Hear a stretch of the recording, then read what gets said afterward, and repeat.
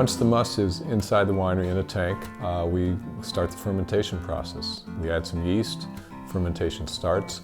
Very important for us to get high temperature early on in the fermentation, because to extract color and flavor from the grapes, we want it to happen right away when there's very little alcohol present. So we work hard to get the fermentations hot, 75, 80 degrees Fahrenheit, and we will pump them over, basically turn the skins with the juice during those first couple, 3 days of fermentation. It's important to get that extract right away before alcohol is formed.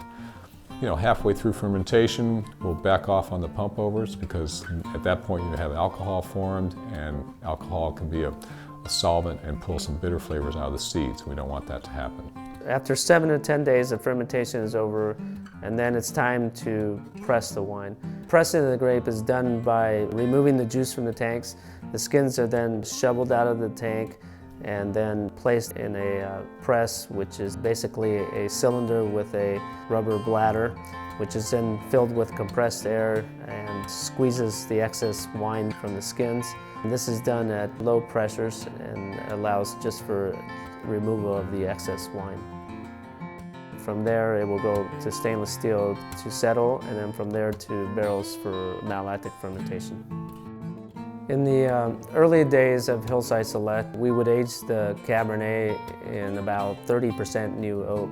And as the years went by and we figured out that actually the Cabernet off this property was so concentrated that it could handle more oak.